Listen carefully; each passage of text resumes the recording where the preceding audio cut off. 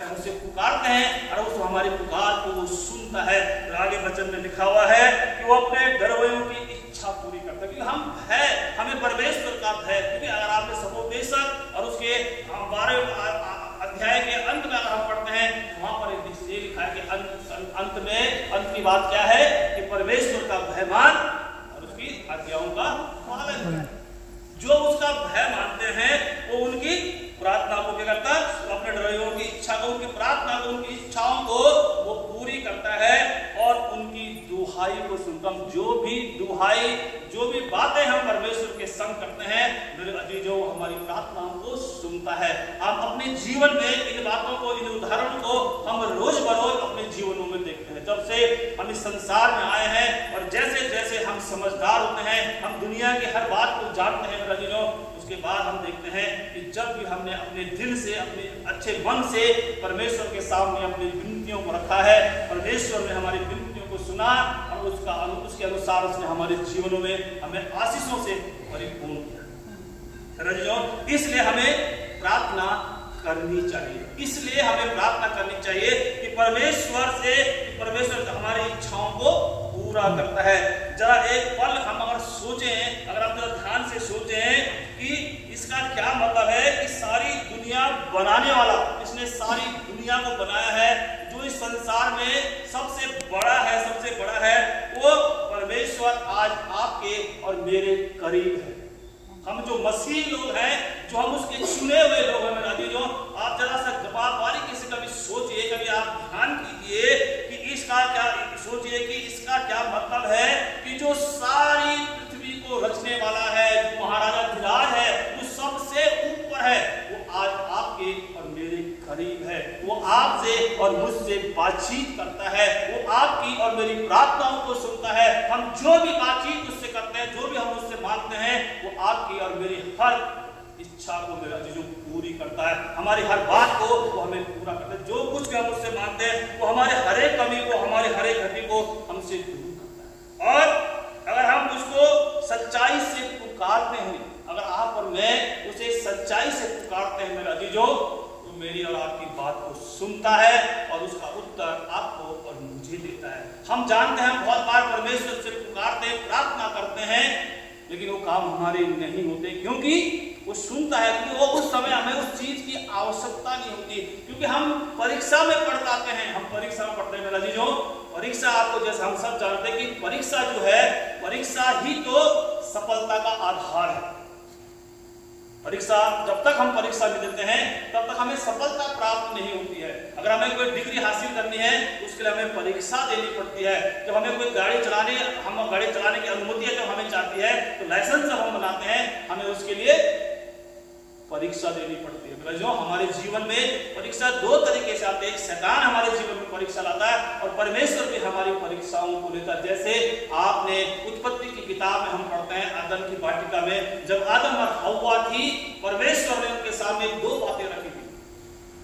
उनसे कहा था कि जो है अच्छे बुरे पेड़ का जो फल है उसे मत खाना।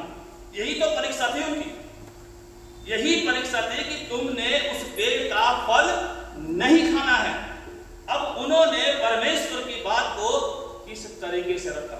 जब शैतान उनके जीवन में आया, शैतान ने उन्हें बरगला दिया। परमेश्वर ने कहा तुम जीवन के वृक्ष का फल खाओ और सदा मेरे साथ और मेरी संगति में रहो। लेकिन मेरे अजीजों, उनको क्या आ गया?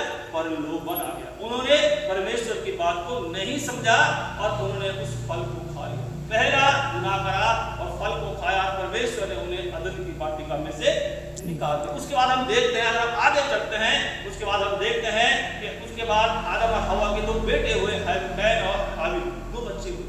उन दो बच्चों के सामने भी फिर से परीक्षा। अदन की वाटिका में नहीं थे, ईडन गार्डन में नहीं थे, लेकिन वो कहाँ हुए? उससे बाहर उन्हें अपने जीवन में बड़े हुए और उनके सामने भी फिर परीक्षा, क्योंकि परमेश्वर ने एक की भेंट को स्वीकार किया, एक की भेंट को स्वीकार नहीं किया। और उससे जब जो क्रोधित हुआ और उसने अपने भाई का खून कर दिया, उसे मार दिया। मेरा जीजो, ये भी परीक्षा थी। जब वो परेशान हुआ, उदास हुआ, जब उसकी भेंट को कबूल नहीं किया, तो परमेश्वर उसके पास आया। परमेश्वर ने उससे कहा कि तू क्यों उदास है, तूने क्यों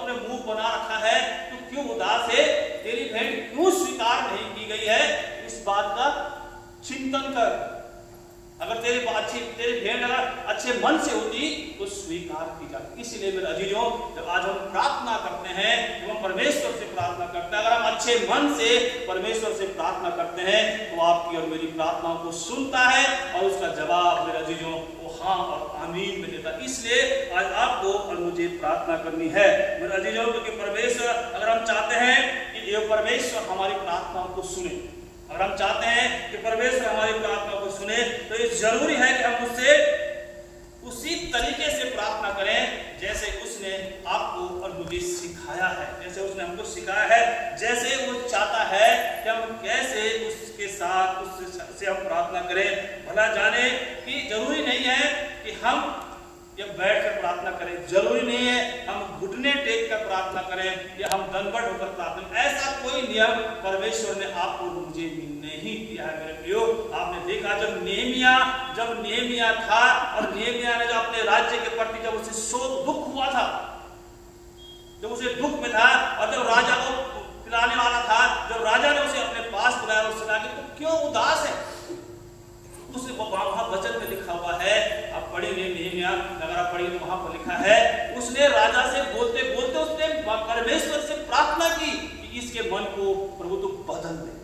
कुछ जरूरी नहीं है कि हम सच्चे मन से, सच्ची लगन के अपने सही उद्देश्य के लिए जब मेरे अजीज हम परमेश्वर से प्रार्थना करते हैं, वो हमारी प्रार्थनाओं को सुनता है और उसका जवाब आज हमारे जीवन में हमें देता। तो परमेश्वर ने उसी समय उसकी प्रार्थना, नेहमिया की प्रार्थना को सुना और राजा के मन को बदल दिया और उसे उस इजराइल की शहर को बनाने के लिए राजा ने उसे भेज दिया। जो अगर सच्चे मन से अगर हम प्रार्थना करते हैं तो हमें वो हमारी बातों को सुनता है और बाइबल जो कहती है उसके वो हमारे जीवनों के लिए बहुत जरूरी है, बहुत आवश्यक है मेरा, क्योंकि हमारे पास बहुत ऐसा समय आता है, बहुत बार हम ऐसे होते हैं, हम गिर जाते हैं, हम टूट जाते हैं। क्योंकि वचन अगर आप पढ़ेंगे क्या लिखा हुआ फिलिपियों 4 और उसके 6, 7 और 8 में क्या लिखा हुआ, क्या परमेश्वर क्या कहता है कि किसी बात की चिंता मत करो, किसी बात की चिंता मत करो, परंतु हर एक बात में तुम्हारे निवेदन, प्रार्थना और विनती के द्वारा धन्यवाद के साथ परमेश्वर के सम्मुख उपस्थित किए जाएंगे। अजीजों, हम परमेश्वर का धन्यवाद करें, विनती और निवेदन के साथ हम अपने बातों को उसके सम्मुख रखें। परमेश्वर आपसे और मुझसे मेरे अजीजों बातचीत करना चाहता है। हम उसे जब पुकारते हैं वो हमारी प्रार्थनाओं को सुनता है। हमारे जीवनों में उसने बहुत सी आशीषें दी, उनके लिए हम